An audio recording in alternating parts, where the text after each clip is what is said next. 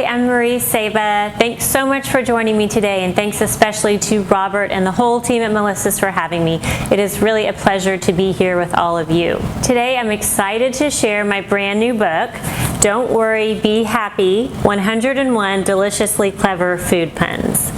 And this, as the title suggests, is a book full of food puns, full color photos, and the puns are divided into 7 different categories. We have deliciously romantic, movie title munchies, nom nom celebrity names, spicy slang, sweet inspiration, tasty tourist attractions, and yummy cartoon characters. So I'll show you a few examples of those so you can get an idea. Okay, here's one. We have, this is in the celebrity names. See if you can guess it, and go ahead and put it in the chat if you know the answer. Put it in the chat and we'll see who gets it first. It's always fun to have kind of a race, but anybody guess it? Okay, this is E. Claire Danes, celebrity names obviously, so Claire Danes, one of my favorites personally. Let's do another one. Here is one in the spicy slang, so something you might see on an Instagram caption, something that you might have to be a millennial to know. Go ahead and put it in the chat if you know the answer. We'll see if anyone gets it. Okay, this is a hash brown, so this is hashtag blessed. Hashtag blessed. Let's do one more. How about a tourist attraction? This one maybe is easy, hopefully. This is a tasty tourist attraction. So in that context, can anyone guess what this is? And go ahead and put it in the chat if you do know. We'll see who gets it. All right, Swiss Alps. If you guessed Swiss Alps, you got it right. So you can see this is definitely a unique little book. It's perfect for your coffee table. It's great for anyone who loves food and a good laugh. This book makes a great gift for all ages. All the puns are family friendly, and it just makes a funny, interesting conversation piece for your home or office. And the best part is this book never gets old. Even if you know all the puns, which I obviously do, it is still fun to flip through the book and share them with friends. And I have to say, sometimes or often the wrong answers are even funnier than the right ones. So I want to show you an example of that. When the books had just arrived, my kids grabbed one and they wanted to go through and guess all the puns. Well, they got to one. Let me find it in here. And I'm going to show you the pun and let you have a chance to see if you can guess it. So here's the pun. And if you know it, go ahead and put it in the chat. Okay, so the pun is you look radishing, but that's not what my daughter guessed. So I'm going to let you watch that. Let's take a look. You look like radishes.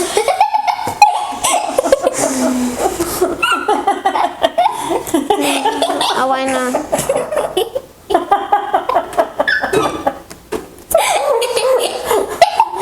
look like radishes?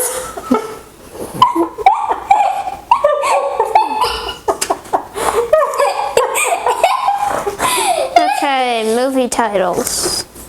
So see, even if you get the pun wrong, it is still so entertaining and so funny, and who knows, you might even get your preteen to crack a smile. I think we almost did there.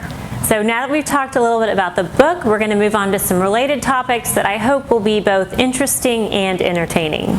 First, I'll tell you the story of how this book came about and also why that story still inspires me today. Second, we'll talk about what makes a good food pun, and I'll give you some examples and show you some of my absolute favorites.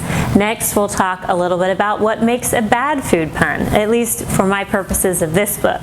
And of course, the bad food puns are not in this book, so you'll get to see a sneak peek of some that didn't make the cut. Finally, we're going to wrap up with a bunch of puns using all this gorgeous Melissa's produce, and we're going to let you guess them.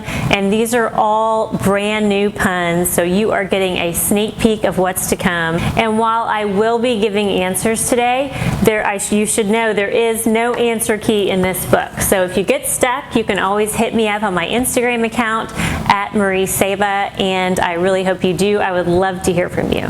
So first, the story. How did this book come about? Honestly, this book came about in the most random way. I was at the grocery store with my children. At the time, I think they're around 4 and 7, and we were in one of those gigantic car carts. You know the one if you have children. And so we're kind of roaming the aisles and got to the Valentines, and we were going to pick out some Valentines for their classes. They all had to get, 25 Valentines for both of their classes. And we looked through them and just weren't thrilled with the options. There was some cartoon that neither of my kids watched, and it just, we didn't like them. So I said, you know what, let's just go home and we'll make our own this year. And so we did. We came home and got our little letter cookies and got some food, and we made some simple ones that I thought the kids would understand, like I am bananas for you, and I am nuts for you was another one, and one of the first ones. We did we are meant to be. So those were a few of the very first. These were all very simple that young kids could read and kind of understand. And so just for fun, I posted them on my Instagram feed at Marie Saba, and I think it was within hours that an editor from Bon Appetit had emailed me and said, are you doing more of these? We would love to do a story on your food Valentines. And so I said, well, yes, we are doing more of these. And sure enough, they did a feature on Bon Appetit and on their Instagram feed. And after that, several other outlets picked them up. And they kind of became a thing. And so we just kept making more puns, just rode that wave. And now here we are with this book, and I also have a line of kitchen gear. We have spatulas as well as oven mitts and coasters. So that's how this book came about. And I think my favorite part of that story is that it was so serendipitous. I think in my life I had this belief that you have to work really hard in order to achieve success, and you have to hustle. And this book just really wasn't that way. For a large part of my life, I, worked really hard in school so I could get to law school, worked really hard in law school so I could get a job. Then once I got a job as a lawyer, you can never work hard enough, so it was just, endlessly working hard. And that was just kind of the formula for achieving success. And this book has been such a gift to me personally because it's shown me that it really doesn't have to be that way. Like hard work, I don't want to discount it, but at the same time, you've got to leave room for a little serendipity, leave room for a little magic, and who knows what might happen. So now we know the story of this little book. Let's talk about what makes a good food pun. A good food pun, I think, is one that is challenging. So it really makes you think, and I think that challenge is what makes it so satisfying. It's that, oh, now I get it after a bit of struggle that really, really just feels good. So challenging, the easy ones are not quite as fun as the hard ones. Another thing that makes a good food pun is when the word that you're trying to show with the food is really close to the food pun. So some of my puns you have to kind of stretch, make a jump. You can't really, the words are not exactly the same, but when they're the same or really close, I think that makes a really solid pun. So an example would be here, a really good one that is, it's in the celebrity names category. Let's see if you can guess it. Put it in the chat. I'll give you a second here. So it is Dwight Yoakam, and you can see yolk is exactly the little piece of the word that we're going for, and so that is just so good. It's a food, it's a yolk, and it says Dwight Yoakam. So this is one example of one that's just really, really on point.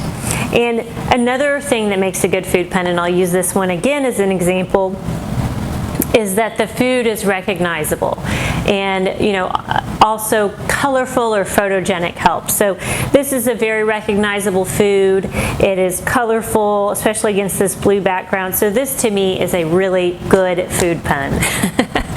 Another example, I'm going to give you a few other examples using that criteria of some of what I think are very good food puns. Here is one of my favorites, and this is definitely a challenge. I'll give you a few seconds to try to guess it. Put it in the chat if you get it. It says, love you from my head, and then these are tomatoes.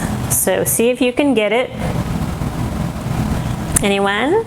Okay, now I'll tell you the answer. It says, love you from my head to my toes. To my toes. Love you from my head to my toes.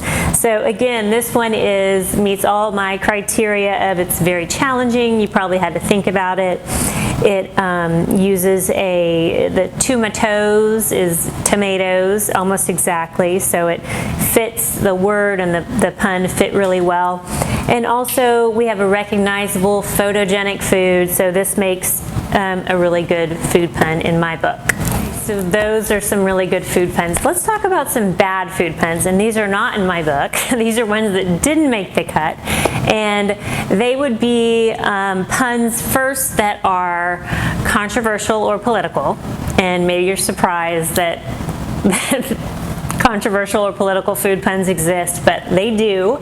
I'll show you one example of that. So the pun is, you can probably guess, impeach, which was timely. As I like to say, there's a food pun for any occasion, but this was upsetting to some people, so I call it my Snapchat pun. It was up for a little while and then it disappeared. What else makes a bad food pun? For my purposes, a food pun that is, the food is not photogenic, and that has happened a few times. It's probably more my fault than the food's fault, but here's one. I tried to do the Leaning Tower of pizza, and this pizza that we had that night was just way too big. It looked greasy, it did not look delicious, and it did not really fit within my little 8x8 confines. So this was a bad food pun, and it got nixed from the book. Another one I did that was also bad and not photogenic was for the movies. We did steaks on a plane, which is a great pun, but the steaks, two little steaks there without a plate and without any mashed potatoes and other things beside it, it just didn't look good. So again, it was just one of the situations where it just wasn't exactly photogenic, probably my fault, but it was a bad food pun for my purposes, and so nixed from the book. Okay, now moving on to the last part of the book. We've talked about the story behind the book, what makes a good food pun, what makes a bad food pun, plenty of examples. Now we're going to move on to the exclusive brand new puns that we are going to make here with Melissa's produce and some other things that I gathered. And I'm going to tell you the category of these puns is musicians.